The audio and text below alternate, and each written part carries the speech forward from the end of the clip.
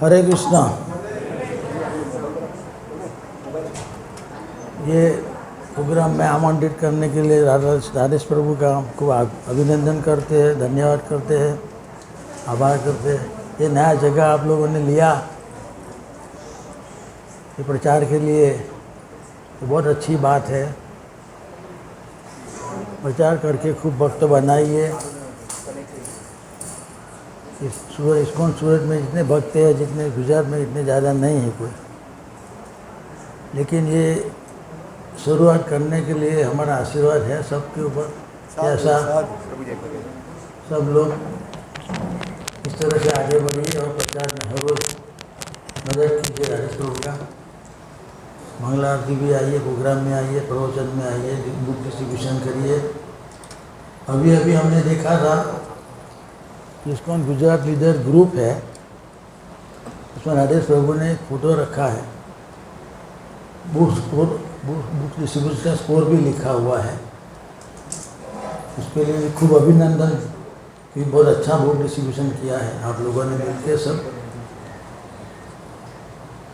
और इसमें लिखा भी है कि गाइडेड बाय इस्कॉन सूरत। हालांकि हमारा कोई भाग नहीं था इसमें, फिर भी इतना बड़ा दिन भक्त लोग दयालु होते हैं। इस्कॉन सूरत के अंदर में सब जितना प्रचार हो सके उतना करना ही चाहिए। कभी कोई चीज़ का जरूर पड़ जाए या कुछ कमी पड़ जाए, कोई डिस्टर्ब आ जाए, कोई विघ्न आ जाए, तो हम पूछ कर सलाह करके हम उसका निवारण कर सकते हैं। इसलिए कोई बात की चिंता नहीं करना और खूब आगे बढ़िए। साधु साधु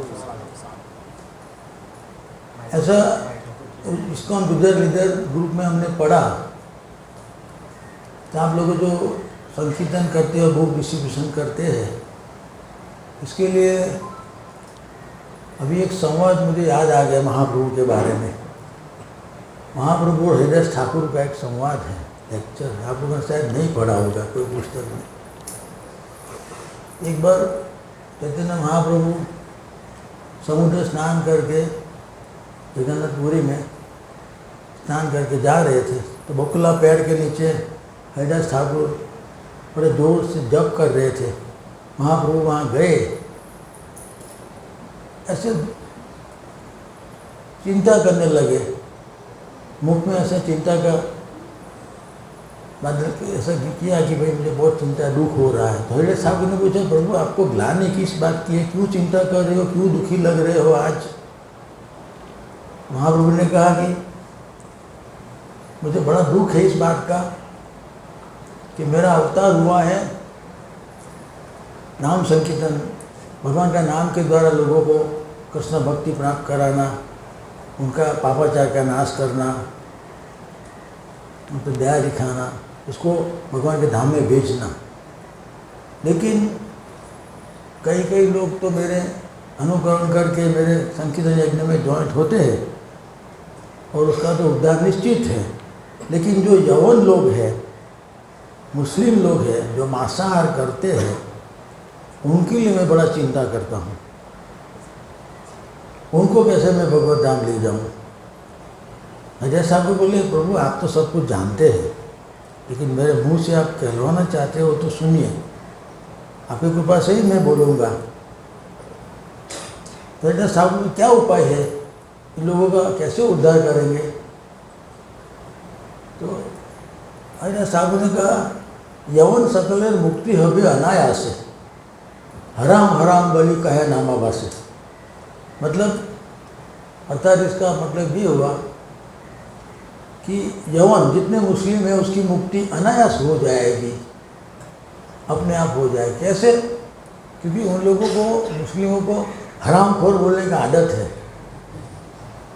हरामखोर उसके प्राणियों को, बकरे को, किसी को भी ज़्यादा हरामखोर में राम आ जाता है, एक राम का नाम आ जाता है, तो इसमें भी लोगों की मुक्ति हो जाएगी। राम का नाम इतना प्रभावशाली है, भगवान का नाम, क्योंकि भगवान ने भी कहा, खुद आपने ही तो कहा है कि एक नामाभास से तुम्हारा पाप दोष जावे, 8 नाम लेते कृष्ण चरण पावे।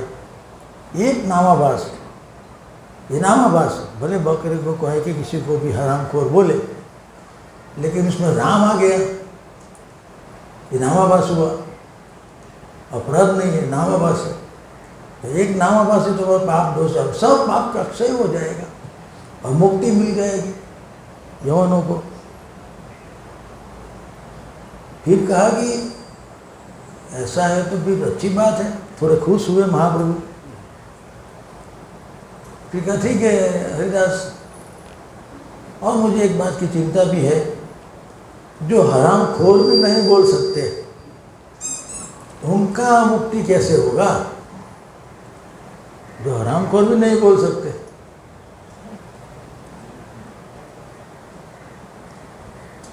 जैसे पशु पक्षी कीट आदि ये सब है, प्राणी लोग कुछ बोल नहीं पाते, कुत्ते लोग जो भी प्राणी है सब पक्षी लोग हैं, तो उसका पेड़ लता है सब कुछ बोल नहीं सकते, सुन सकते हैं लेकिन बोल नहीं सकते हैं,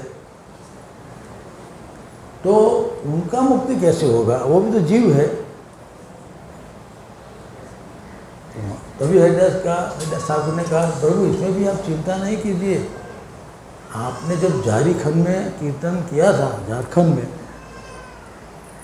तभी सब प्राणियों को आपने नचाया था, भगवान का नाम भी। पशु पक्षी कीट आदि बलित न पारे, बोल नहीं सकते, सुनी ले हरि नाम तारा सब करे, केवल सुनने मात्र से उद्धार हो जाता है।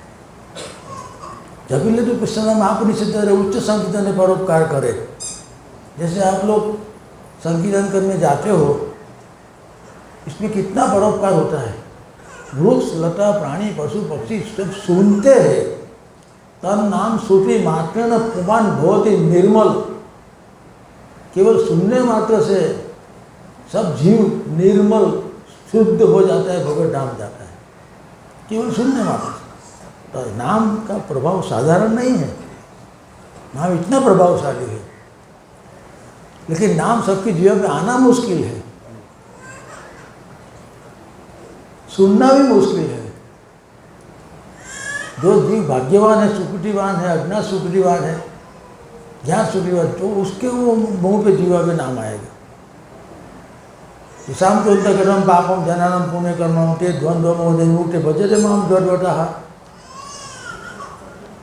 येन जन्म सदैव पूर्व वासुदेव समर्चित तन मुख्य हरि नामानि सदा तिष्ठन्ति भारत। सैकड़ों जन्म में जिसने वासुदेव का अर्चन किया हो, ये न जन्म सतई पूर्व वासुदेव समर्चित तन मुखे हरि नामान तिष्ठन्ति सदा भारत, उसके जीवा में भगवान का नाम सदा वास करता है।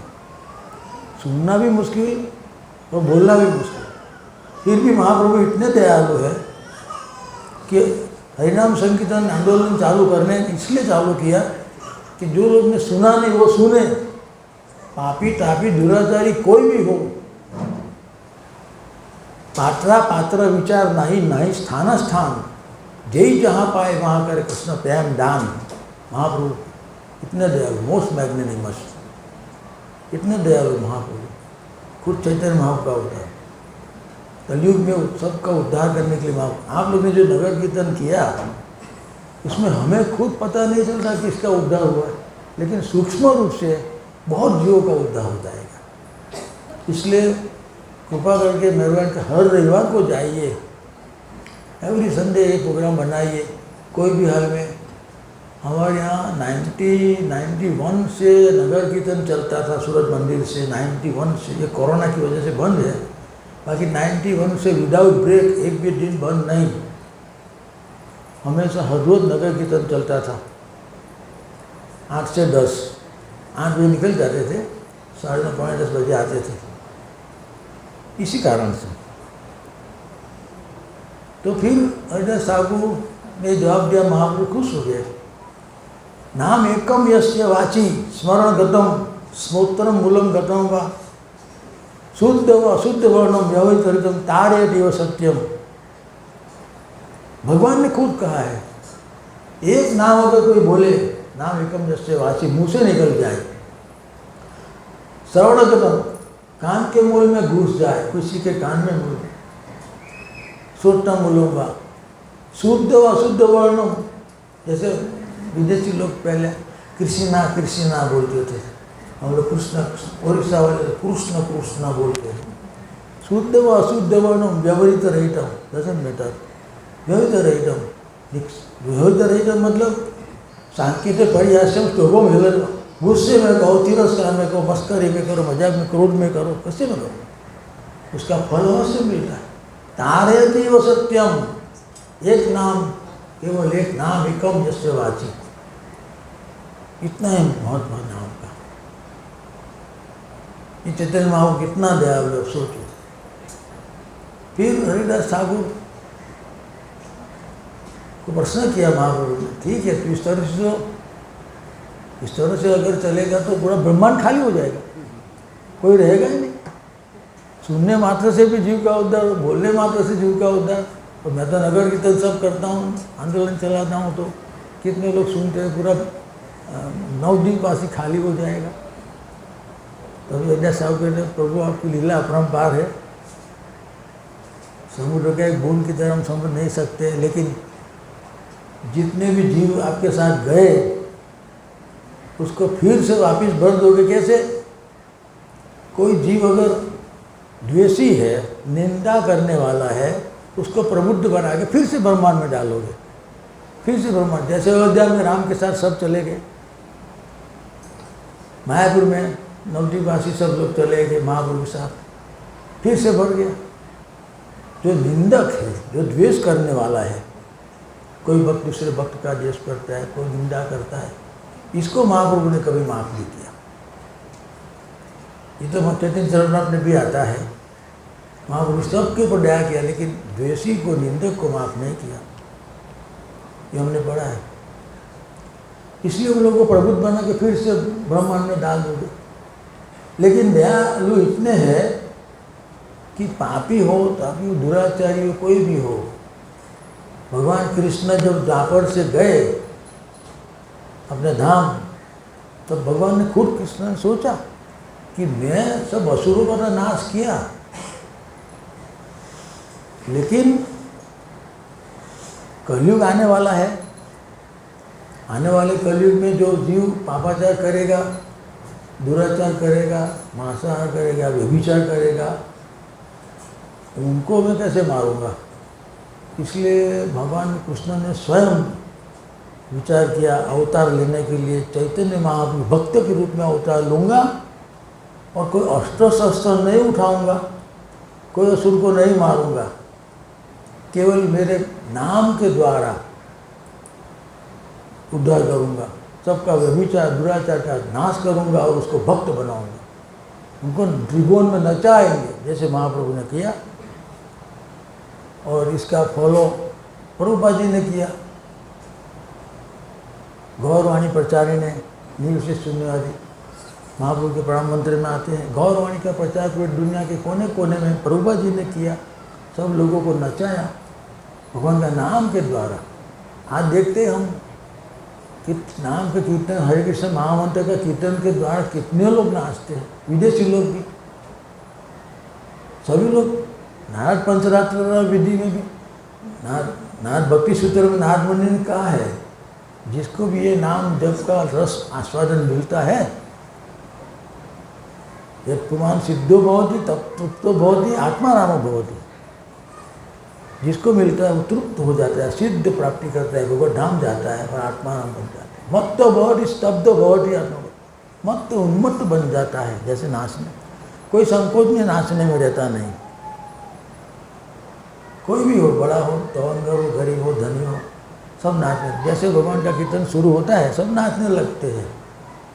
चैतन्य चंद्रोदय में भगवान सरस्वती महाराज ने लिखे हैं, महाप्रभु का गुणगान इतना अच्छी तरह लिखा है कि जो लोग अधर्म के दलदल में फंसे थे कलयुग में 5000 साल बीत जाने बाद, जिसने धर्म का स्पर्श भी नहीं किया था, कोई साधु संग नहीं किया था, कोई सत्संग नहीं किया था, उन लोगों को महाप्रभु ने ये सबको दलदल से बाहर निकाला, साधु संग करवाया, कृष्ण भक्ति का दान किया।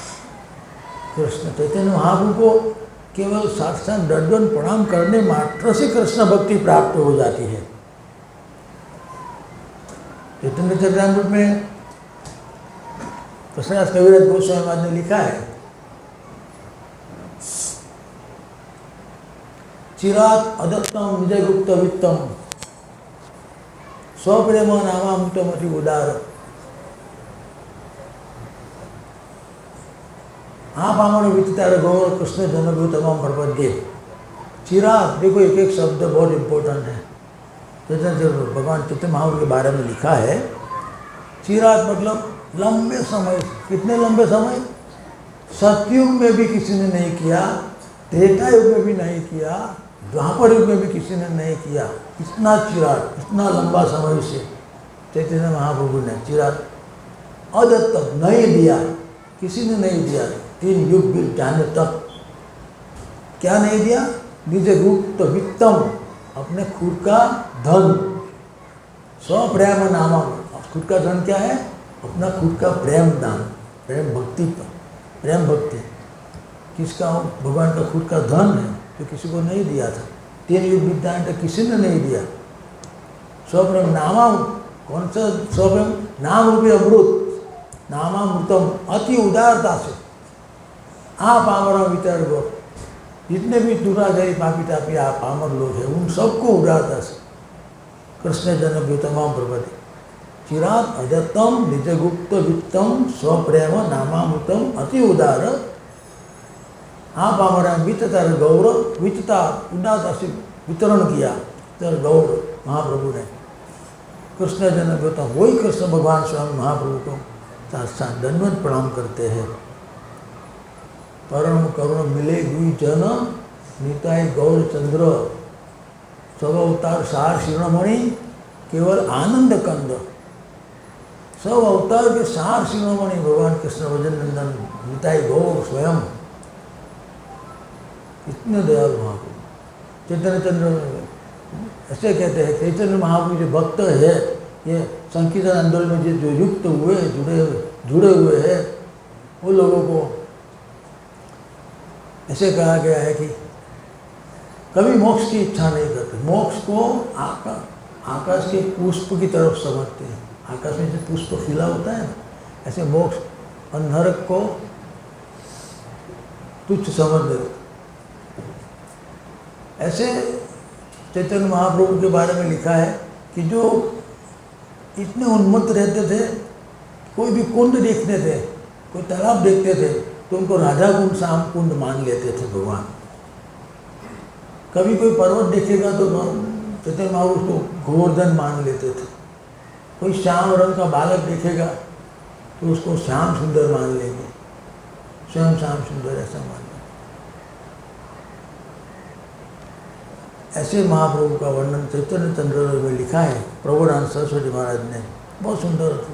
अगर कोई बड़ा धनी है, बड़ा तपस्वी है, बड़ा दानी है, बड़ा ज्ञानी है, बड़ा होशियार है, बहुत तपस्या किया, बहुत दान दिया, बहुत ज्ञान है, लेकिन महाप्रभु की शरण में नहीं गया, उसका जीवन धिक्कार है,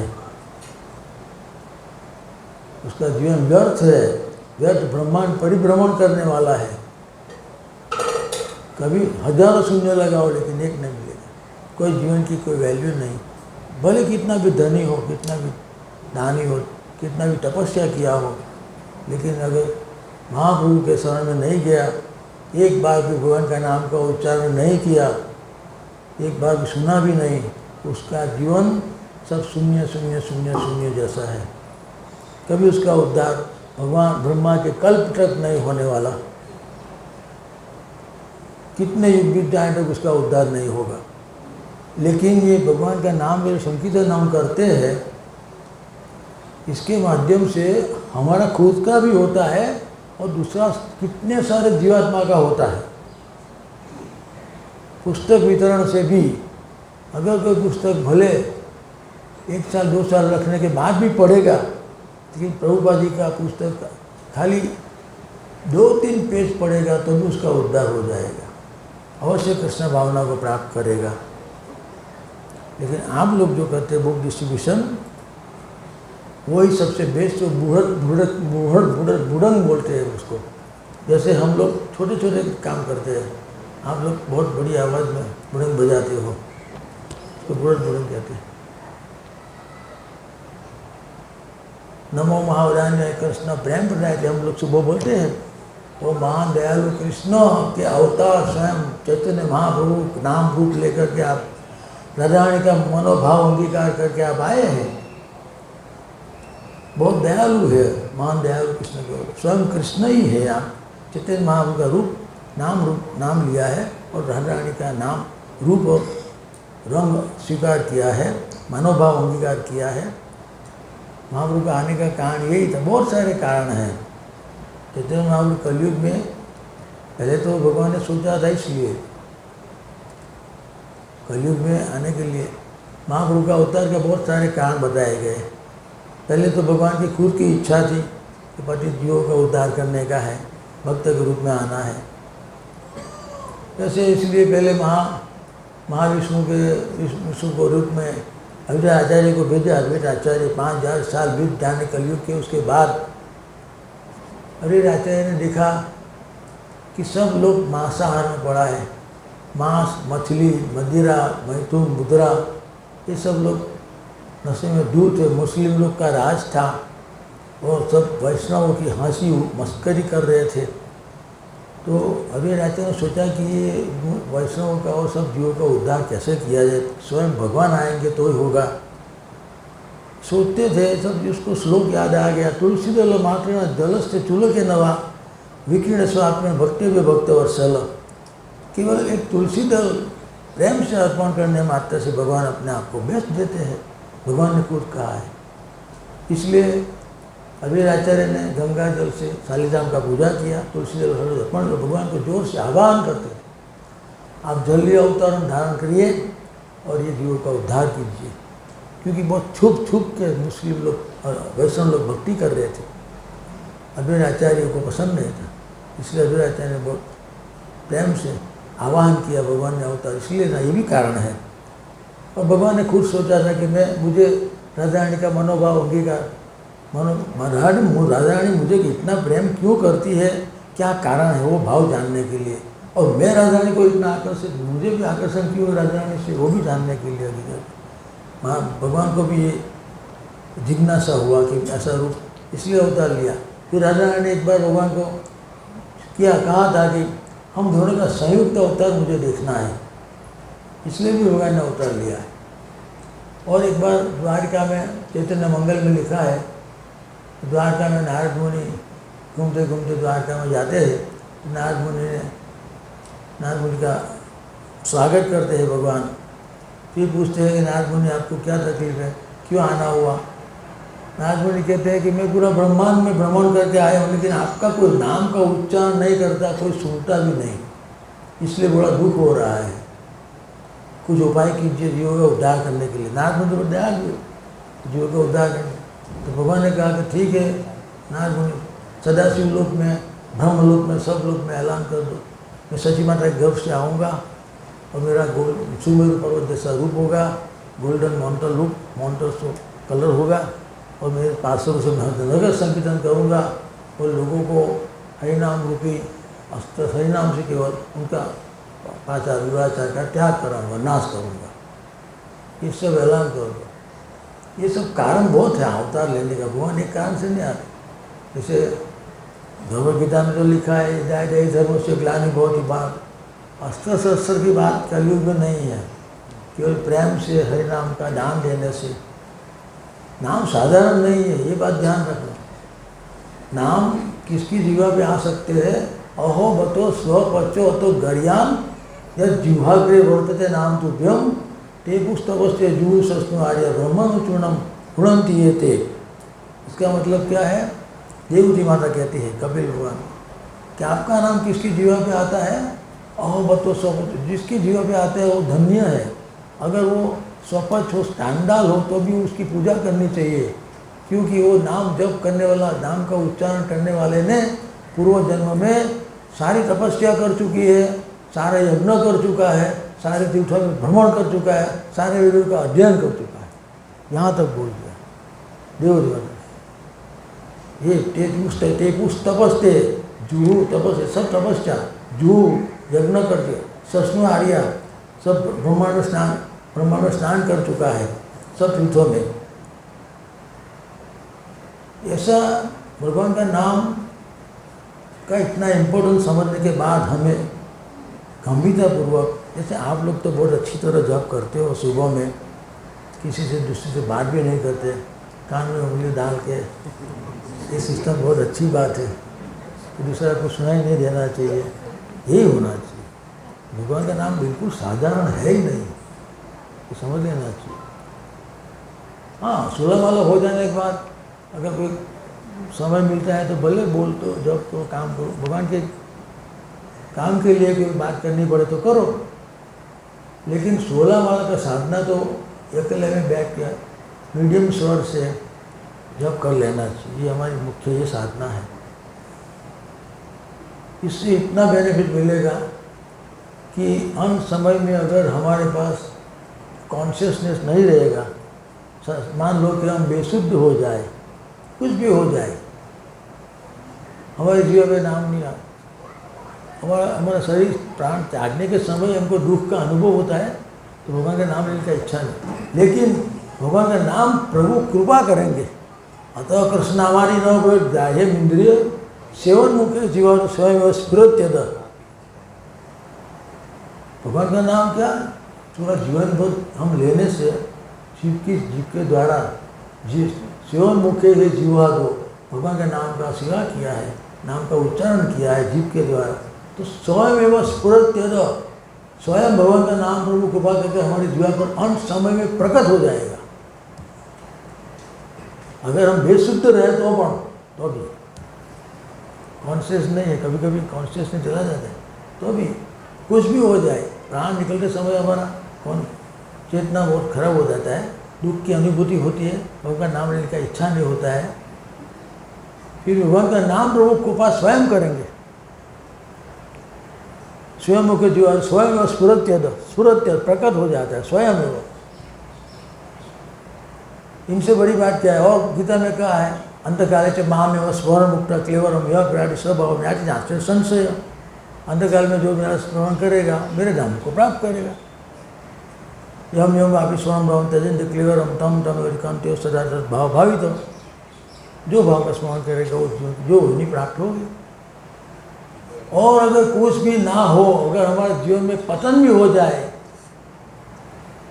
बाई चांस कोई कारण से हमारा अधूरा भी रह गया, 50%, 60%, 70%, तो बाकी का भगवान गारंटी देते हैं पूरा करवाएंगे। न्याय भी करवा नाशो सी प्रत्यवाय न विद्यते स्वल्प अपने से धर्म से त्यागते महत्व बयान। थोड़ा भी भगवान का नाम का आचरण करने बाद अगर नहीं भी ले तो भगवान वहाँ से दूसरे जन्म में, मनुष्य जन्म में शुरू कराएंगे, और मनुष्य जन्म देंगे निश्चित, किसी को योनि नहीं देंगे। भगवान का नाम लेने वाले इतनी कृपा करते हैं। इसलिए चैतन्य महाप्रभु के हम, प्रभुपाद जी के हम बड़े आभारी है कि हमारा जीवन का उद्धार तो उन्होंने कर ही दिया है। अधूरा रह गया तो भी एक मनुष्य जन्म का चांस देंगे, और मान लो कि 70% 30% आगे बढ़ाएंगे, 100% भगवान पूरा कराएंगे, इसकी गारंटी देते हैं। सुचिराम शिवटम के योग भ्रष्ट भी जाए तो, अगर योग भ्रष्ट भी हो जाए तो। इसलिए महाप्रभु इतने दयालु है, ऐसा संवाद होता है रामानंद राय से, बड़ा भक्ति तत्व का उपदेश दिया महाप्रभु ने, इतना अच्छा दिया है। ये प्रभुपाद जी उसको कहते थे सुपर डुपर फिलोसॉफी, इतनी बड़ी ऊंची फिलोसॉफी है। क्योंकि मैं आपको प्रश्न करता हूँ, आप जवाब देना मुझे। पहला प्रश्न रामानंद राय को क्या कहा था महाप्रभु ने कि सर्वोच्च जीवन, मनुष्य जीवन में सर्वोच्च शिक्षण का ज्ञान कौन सा होना चाहिए, बोलो। ये ABCD पढ़ना है या 1 2 3 4 पढ़ना है, या सर्वोच्च जीवन का ज्ञान कौन सा होना चाहिए मनुष्य जीवन में? सर्व top most knowledge, top most Krishna भावना का ज्ञान, कृष्ण भावना का ज्ञान, सर्वोच्च ज्ञान मनुष्य जीवन का होना है। प्रहलाद महाराज ने अपने पिता को कहा ना, हिरण्यकश्यप ने पूछा प्रहलाद महाराज को बोर्ड में बिठा के, बेटा स्कूल में क्या पढ़ा? तो प्रहलाद महाराज ने पिताजी शरणम कितनम विष्णु स्मरणम पार शिवनम अचलम मुंडम दास्यम सख्यम आत्मयो, इति कुसर्पिता विष्णु भक्ति नवचित लक्षण क्रियति भगवती दत्त मन्याति तम उत्तम हो। प्रहलाद महाराज को जोर से धक्का मार कर फेंक दिया। पेड़ के सब मेरे शत्रु दुश्मन का तू भक्ति करता है, विष्णु का भक्ति करता है और इसको सर्वोच्च ज्ञान बोलता है। लेकिन ये कृष्ण भावना का ज्ञान प्राप्त करना, अपने अपने बच्चों को भी प्राप्त कराना, ये मनुष्य जीवन का लक्ष्य होना चाहिए। और दूसरा सवाल किया, सबसे ज़्यादा सुखी कौन है? मनुष्य जीवन सबसे ज़्यादा कौन सुखी मनुष्य है? जिसको कृष्ण भक्ति प्राप्त हुआ है। कैसी भक्ति? निष्काम भक्ति, वो सबसे ज़्यादा सुखा।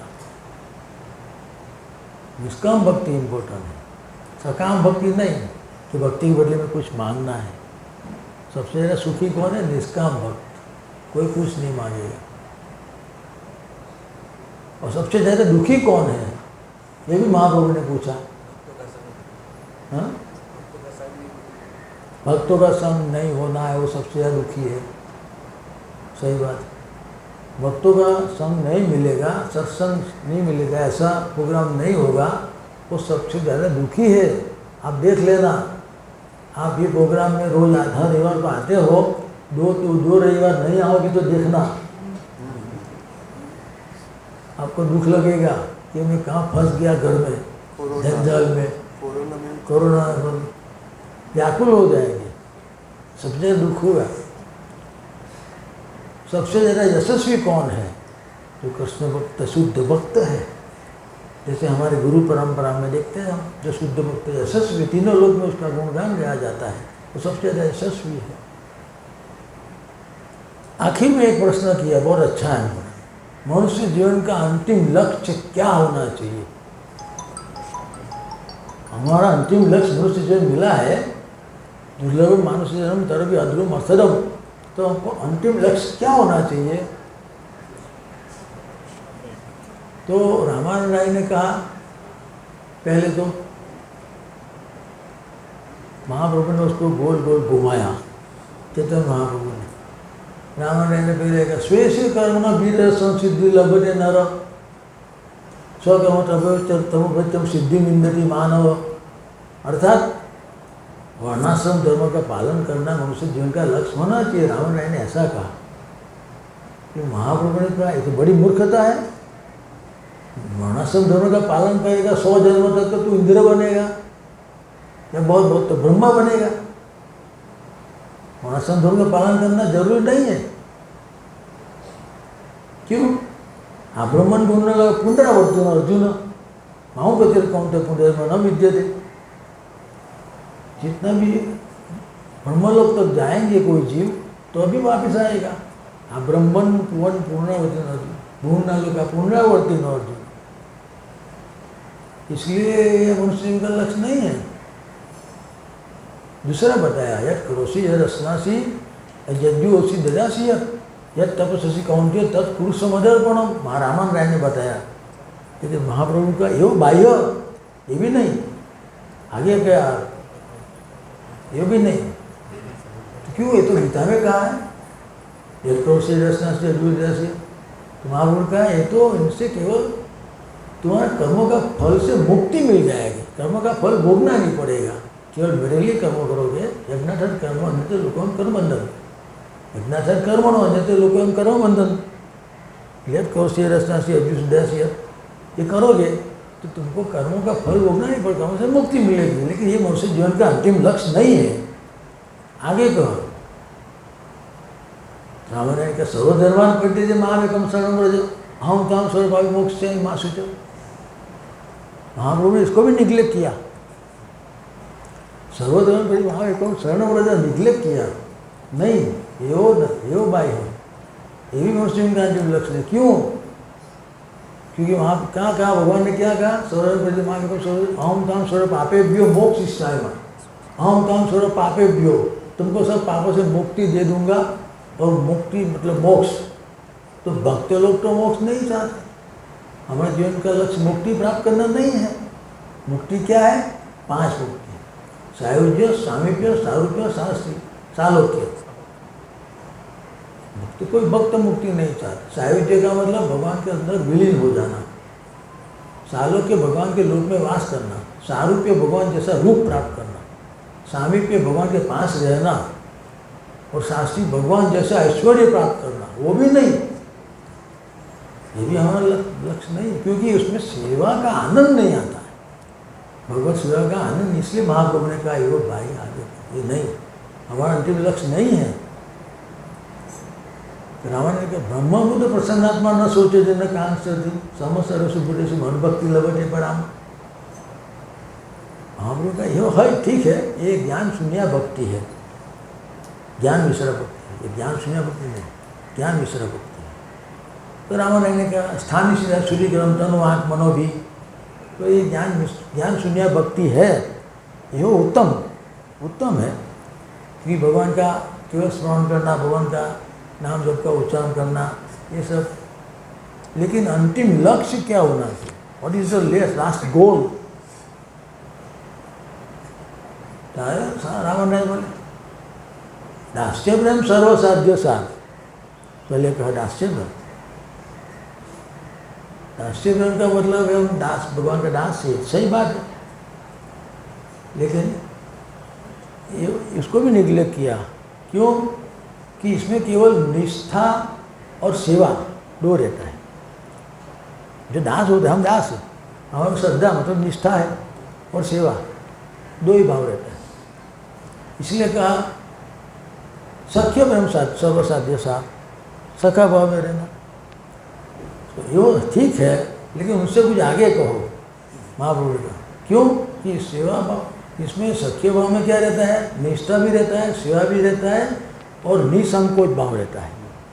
निसंकोच मतलब कभी ब्रह्म के साथ खेलना, उसको कंधे पे चढ़ जाना, निसंकोच। क्यों? उससे थोड़ा आगे बढ़ो। उसी का वात्सल्य भाव सर्वसाध्य साथ, ये भी नहीं, क्योंकि इसमें निष्ठा रहता है, सेवा रहता है, निसंकोच भी रहता है और लालन पालन रहता है। जैसे हम लड्डू गोपाल को कैसे खिलाते सुलाते हैं, इस तरह से। फिर रावण राय समझ गए महाप्रभु क्या कहना चाहते, कांता प्रेम सर्वसाध्य सा, माधुर्य प्रेम सर्वसाध्य सा। तभी महाप्रभु खुश हुए, उनको आलिंगन किया और राधा कृष्ण का संयुक्त रूप का दर्शन करवाया। रावण राय को संयुक्त रूप, राधा कृष्ण दोनों का। सार्वभौम भट्टाचार्य को 6 रूप का दर्शन, सर्वभूत स्वरूप, राम कृष्ण और महाप्रभु 6 सर्वभूत स्वरूप का दर्शन करवाया। इस तरह महाप्रभु ने कितना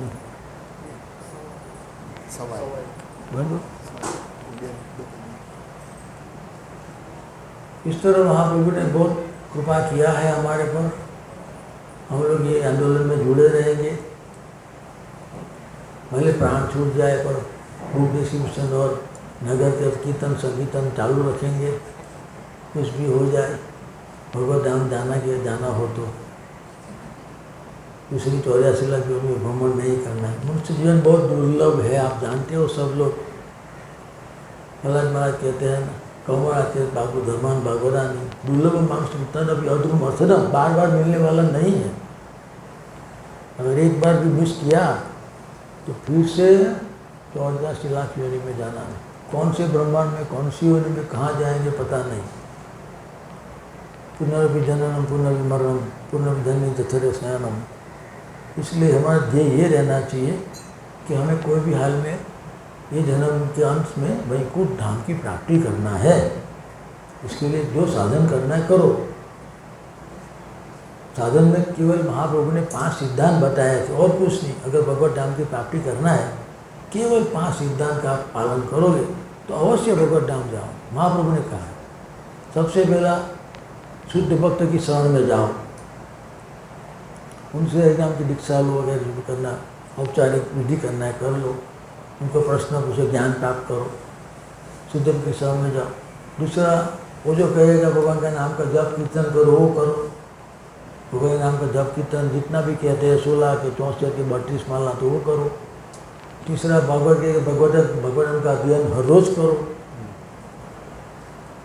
चौथा अर्चा विग्रह की पूजा करो, अर्चा विग्रह की नहीं करो तो फोटो कभी करो। चित्र रूप में भी भगवान हाजिर रहते हैं, चित्र में, पत्थर में, शिल्प में, मार्बल में, बहुत रूप से हाजिर रहते हैं, मिट्टी में।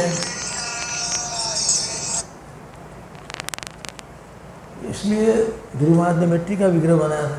कोई भी रूप में भगवान हाजिर रहते हैं, ऐसा नहीं मानना चाहिए कि विग्रह के रूप, अर्चा लकड़े में भी, कांच के रूप में भी होता है। ये चौथा है। पांचवा सिद्धांत बताया कि हमेशा साधु संग करो, नहीं तो भगवान के धाम में वास करो।